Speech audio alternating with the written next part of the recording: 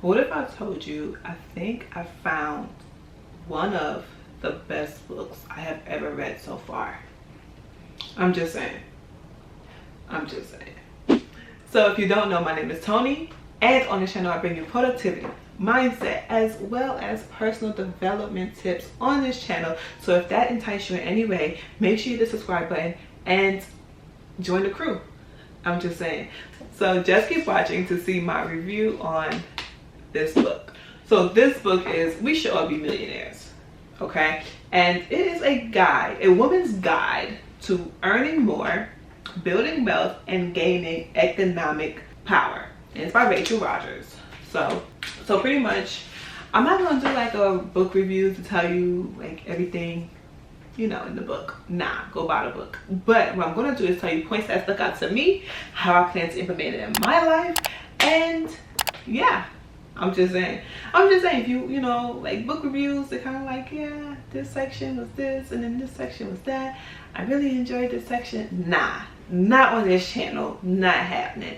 So what I'm telling you is the parts that had me like, ooh, you right, sis, you're right. I gotta get on my game, okay? And yeah, my overall like feel of the book. All right. Okay, so before I actually get into the book, one thing I want to talk about is this notebook. And in this notebook it's my book journal. So I write down every chapter, my thoughts on every chapter with every book I read. So if you also want to see ways I fill my notebooks, I have a video for that. So make sure you check out the description box. So if you don't know, my description box has so much links to help you out. It's crazy. So check that out. Check it out. And every video is different links. So yeah. Alright, so that's how I'm able to keep up with the books and also remember what I read. So if you're having trouble remembering what you read, try a journal. Alright. So this way how the book is structured is broke up into two sections. So yeah. So in part one, the biggest thing that stuck out to me, well, the part one is called behavior. Okay, and what happens is we're told a lot of lies, right? We're told, mind you, this is what the author discusses, and it kind of like stuck out to me, like I said. So we're told a lot of lies, right, throughout our life and things like that, and we get so used to it, we think it's normal, right? Especially when it comes to money, right? And it's like the little things around you that you don't even notice anymore, and you think it's okay, but it's really not, right? It's like, you know, they try to play me. This person tried to do this to me and I didn't even realize it, you know what I mean? Or another major part that stuck out to me was boundaries. So as we, you know, a lot of people right now are talking about boundaries and setting your boundaries, but I feel like when it comes to boundaries, we let people get on that line of the boundary, you know what I mean? They like to step on that boundary line, you know what I mean? And we allow it. And what you fail to realize is, this is all stuff I'm getting for this book, is people are going to do what you allow. Set your boundaries, okay? The next part I want to talk about, well, not the next part, but also with part one, is the people around you, right? Look at the people around you. Look at the people you're talking to. Look at the people you're discussing ideas with, right? Certain people don't need all of you. Let's say, for instance, you have that one friend that all she do is complain, so forth and so on, right? But if you set boundaries, you know what I mean, they won't pull your energy. All right, so mind you, this is all I got from this book. Like, this is the parts that actually stuck out to me, because I realized, like, sometimes, like, I let people go past their boundaries when it comes to me, and then I'm stuck, you know, doing a lot for nothing. You know, I mean, we have all done it, I get it, but at some time we have to say stop and we have to say no. So the next part of the book is roadmap, and this is where I got a lot. Ooh, it got deep, y'all. It got deep. Okay, so if you see me looking over, it's just like my little notes that I kept that I wanted to make sure I discussed in this video, so it's okay. Okay, so one part was know your worth, right? So a lot of times we charge by the hour, right? Thinking like, you know, that's enough. But if you're charging by the hour and it only takes you 10 minutes to complete a task, you're getting like a little bit of the amount you set for yourself for the hour. You get what I'm saying? So let's say for instance you're working $30 an hour and you only work 1 hour, you're only making $30, but it took you years to learn whatever it is that you're doing. A lot of times we undercharge before we even discuss with the person, you know what I mean, the rate. So she discussed a person that works for her and how she didn't expect to pay her that much, but after hiring her, she realized why that person stuck with her gun, with her pricing, and it's worth it. So that comes in play with knowing your worth as well as not undercharging, right?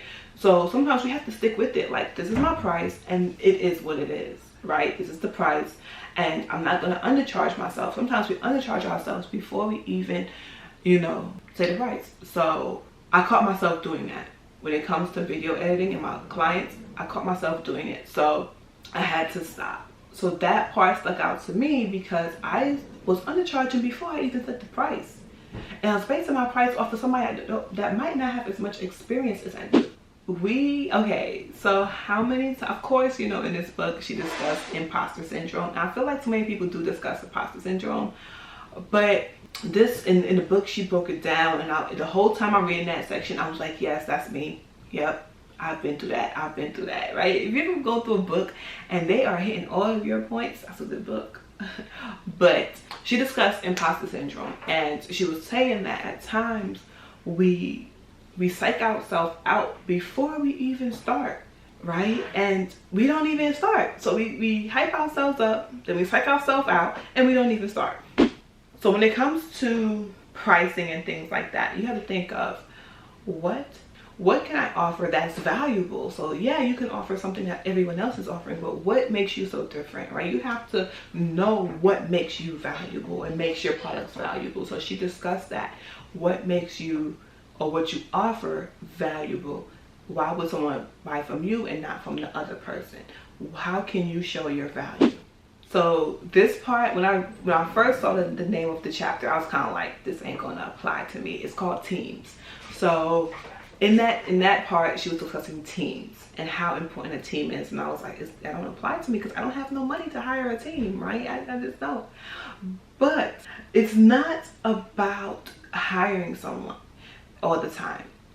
It's things like laundry drop-off, hiring someone to clean, grocery pickup, that's free, right? So of course she discussed, you know, hiring people and how it can help, you know, but we have to stop putting our mindset in, I'll never get there, or I'm not there yet, so I have to like work night and day and be so tired and not productive in, you know, getting things done because I'm so tired because I have to do everything. All right, so some of the team members she discussed, like I said, was household team members and team members for your business. So when it comes to this book, do I recommend this book to anyone? I sure do. I'm just saying, like, it is really a good book, and I'm listening to her podcast now, and I love her podcast. But in this book, when I tell you I marked all up in this book, I got so many stars and underlines and things like that. And one thing she discussed that stuck out is they have broke ASS. Why did I say ASS? Like I'm 10 years old.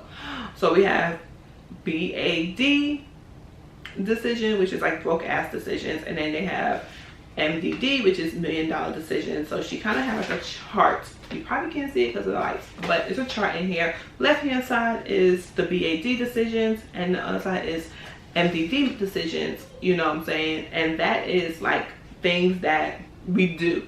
Like some of the things like letting a house guest stay with you for a week, even though you know it will disrupt your work, peace, and well-being. That is a BAD decision.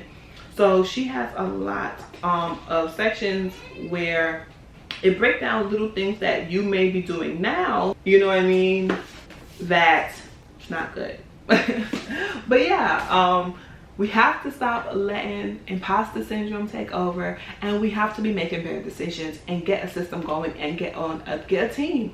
The team don't have to be, you know, a big extravagant team. It could be a couple people that you get, family members that you get to help you until you get to where you're trying to go. That's what I got from this book. All right, so I really enjoyed reading this book, and like I said, I'll have this book linked down in the description box, so make sure you check out the description box for a link to this book. Okay, so thank you for watching, and I will catch you later.